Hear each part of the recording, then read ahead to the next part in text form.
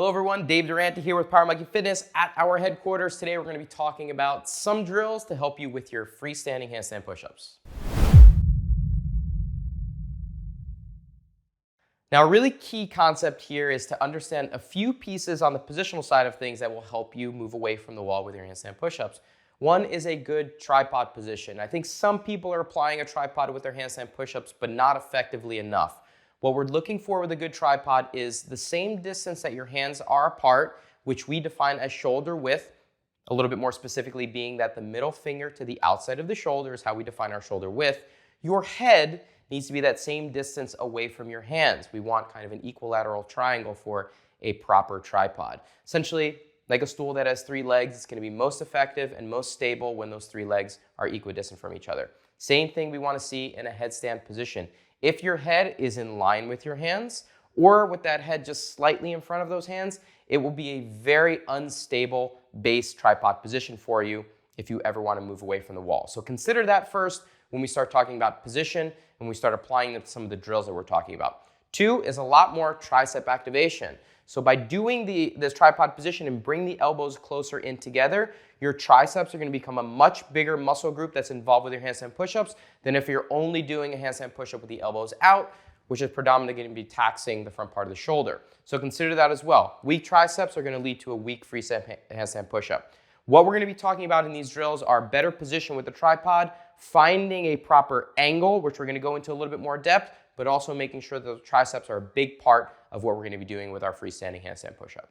First exercise we're going to be tackling here is a headstand, okay? An underutilized tool for most people who are doing just handstand variations here, but in the gymnastics world, we work on headstands before we work on handstands. Think about that for a second. If you can't do inversions on 3 points, do not expect to be able to do them on 2 points. So it's a good precursor, it's a good jumping off point to not only positionally understand what the base part of that handstand push-up is supposed to look like, but also getting more comfortable in the inverted position overall. So what are we looking for here? A couple of things. Go slowly and use the wall if you need to. All right, if you're not super stable being inverted, you can use a wall variation here that's going to allow you to get inverted, and you can work on a good tripod, making sure the top of the head is way out far in front of the hands, and where we have this angle in place. A good handstand push-up in its base is not fully vertical from the body angle. Consider that. Yes, when you're in a handstand, when you have 2 points in place, but once that tripod is in place, your body will be at an angle, which means that you're going to have to stabilize more from the triceps to make sure that that angle is fully in place. A very important misstep by most people when you're only doing back-to-wall handstand push-ups up against the wall. I'd like to see 5 to 10 second holds here. If you need a wall to do it as a starting out point, fine. Eventually moving towards a freestanding variation.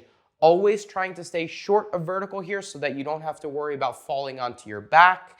If you do need someone to be there as a secondary wall to make sure that you're there as a spotter to help push them back if they go a little bit too far past vertical, that is also okay. But imagine trying to stay short of vertical, triceps activating, good tripod in place. A way to level up your headstand is to work on shoulder stands. Now, a shoulder stand is essentially trying to mimic what would be a deficit handstand push-up. And there's a lot of value getting comfortable with those shoulders stabilizing rather than your head being down on the ground at the 3rd point.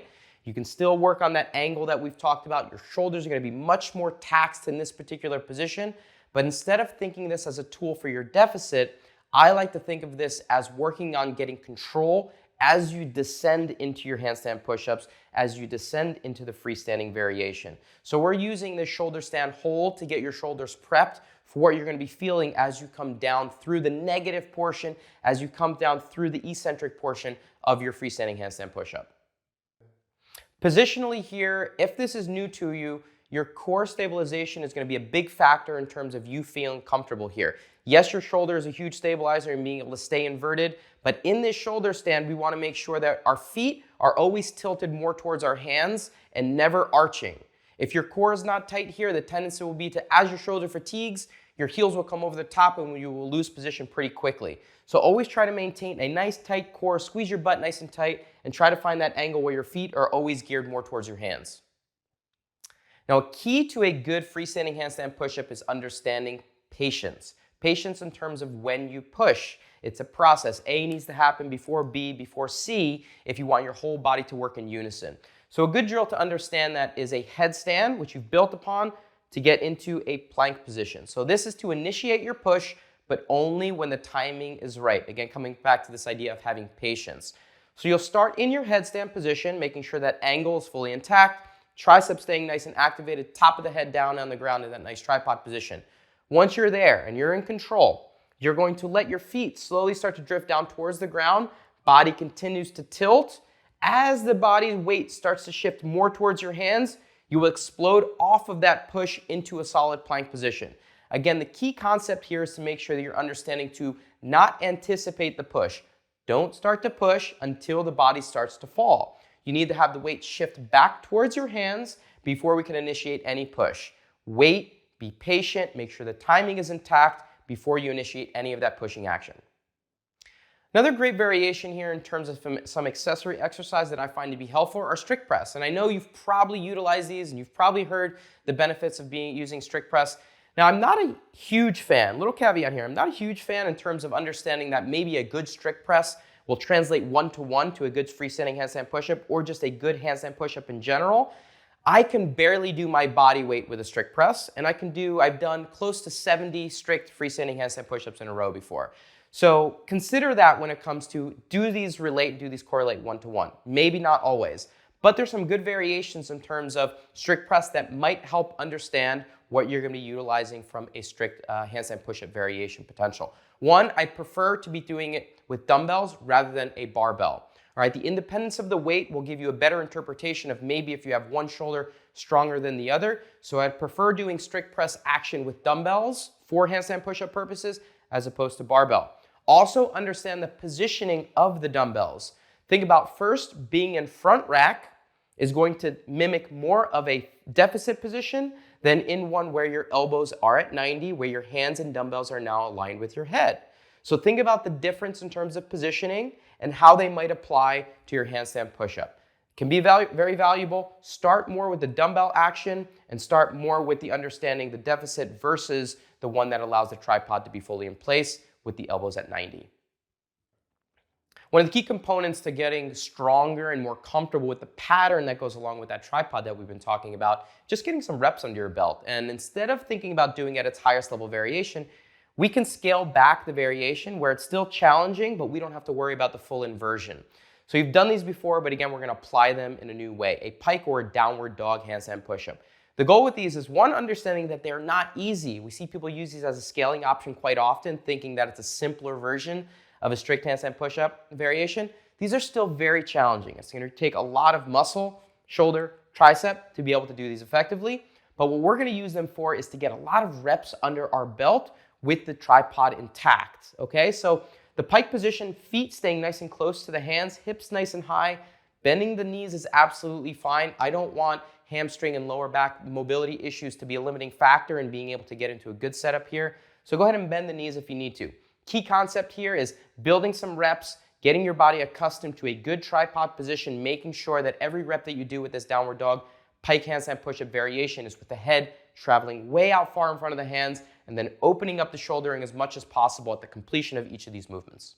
Some things that you might want to stay away from here that we normally see with people with just a poor setup in general, or what we'll see with people as they fatigue, is one, coming down with the elbows out with the head now in line with the hands. This is similar to a poor variation up against the wall, something that we want to stay away from in terms of getting reps that are going to create bad habits for later down the road, building towards higher level variations. The other one that we want to stay away from is one where the hips start to sag. We end up losing some of that inversion that we're trying to mimic. Hips starting to sag down, which then in turns it into more of just a general push-up, which can be great for some actions here, but because we're trying to translate to the handstand push-up, make sure those hips stay nice and high. Okay, one of the biggest mistakes that we see with strict handstand push-up work in terms of eventually trying to move away from the wall is that people will constantly be doing their wall variations back to wall. Now, this is how they would normally come up in WOD situations and how most people are training them back to wall, but think about this for a second.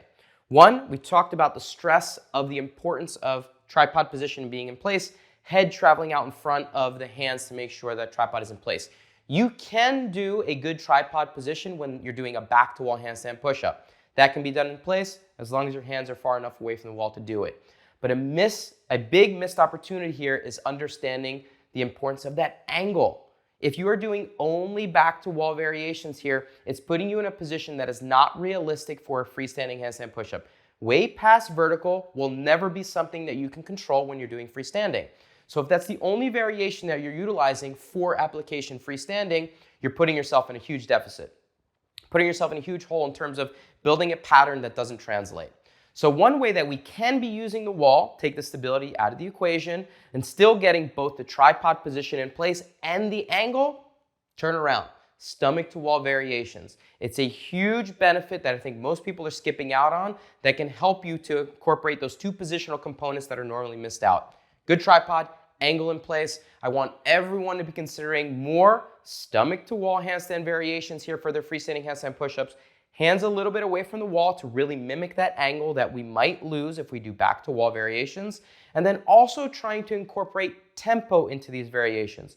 Slowing down descent, understanding how to maintain a nice straight body as you go through these variations, and trying not to arch as you push back up to your completed handstand.